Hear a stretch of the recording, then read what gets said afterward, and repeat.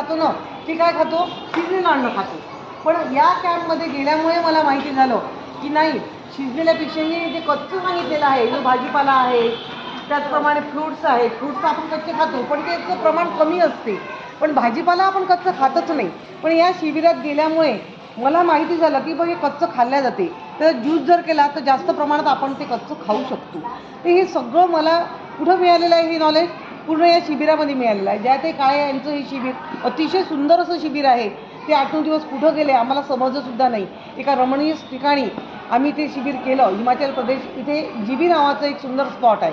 त्या ठिकाणी ते आमचं जे हे आहे ना शिबिर, तिथं घेण्यात आलं. त्याचबरोबर नवीन नवीन तिथं स्पॉट आम्हाला पाहायला मिळाले. आणि त्या स्पॉटच्या बरोबर आम्हाला आमच्या आरोग्याविषयी काय काळजी घ्यायला पाहिजे.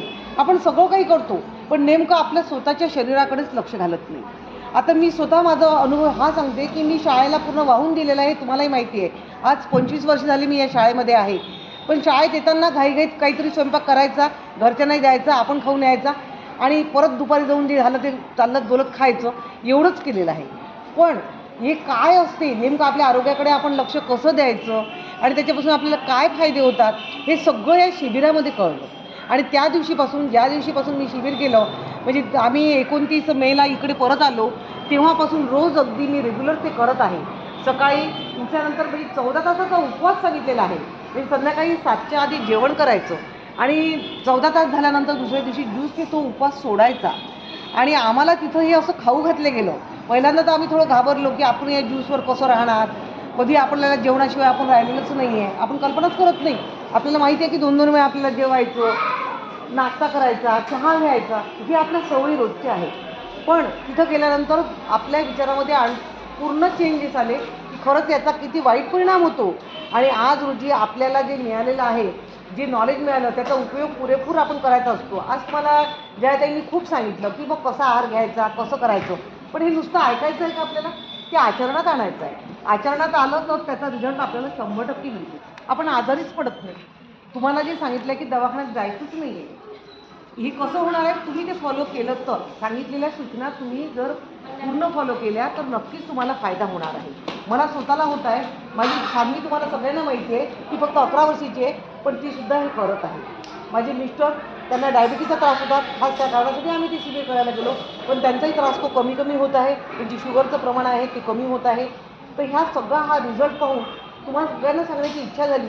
आणि त्यांना आज आपण आमंत्रित केलं, जे आहे ते आज आपल्या शाळेत जे आलेले आहेत, त्यांचा जे दिलेला जो आम्हाला जो हे आहे नॉलेज आहे, ते एवढं कामाचं आहे की ते सगळ्या माझ्या विद्यार्थ्यांना मिळावं, माझ्या शिक्षकांना मिळावं, ही एक माझी आतुरतेने इच्छा होती. आणि त्याचकरता मी त्यांना आज इन्व्हाइट केलं आणि त्या आल्या. त्यांचा अमूल्य वेळ असतो, कारण त्यांची शिबिरं हे कंटिन्यू चालू असतात.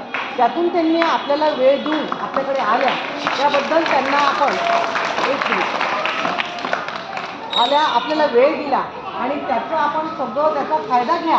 कारण त्यांचा जो वेळ नाही आहे, पण ते वेळात वेळ काढून जर आल्या, आपल्याला जे नॉलेज दिलेलं आहे ते लक्षात ठेवून तसं आपल्याला आचरणात आणायचं आहे. हे सर्व तुम्ही करणार की नाही? आम्ही तुमचा रिझल्ट बघणार आहे. तुमच्या टिफिनमध्येच आम्हाला कळते की तुम्ही चेंजेस केले आहेत की नाही केलेले आहेत. तुम्ही काय आणलेलं, आता 10 मिनिटाचा ब्रेक आधी जर असला, आपण काय 5 मिनिटात खाऊ शकतो फ्रूट, किंवा शाळेत येतानाच खाऊन यायचं. सकाळच्या वेळी जर खाऊन आलं आपण तर प्रॉब्लेमच होईल. तर हे सगळं तुम्हाला करायचं आहे. आपलं आरोग्य चांगलं असेल तर आपला माइंड पण चांगला डेव्हलप होतो, आपलं शरीर पण चांगलं डेव्हलप होते.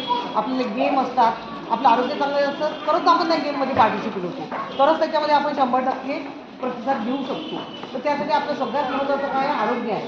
सगळ्यात पहिले आपण आरोग्याकडे लक्ष द्यायचं आहे. जसं आपण तुम्हाला नेहमी सांगतो की अभ्यासाकडे लक्ष द्या, त्याचबरोबर आरोग्य महत्त्वाचं आहे, तरच तुमचं लक्ष अभ्यासात राहील. तर हे सर्व आपल्याला करायचं आहे.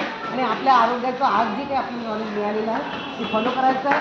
आपल्या घरी पॅरेंट्सला सुद्धा सांगायचं आहे की आम्हाला असं आज माहिती मिळालेली आहे आणि त्याप्रमाणे आपण ते घरी सांगून आजपासून त्या कामाला सुरुवात करूया.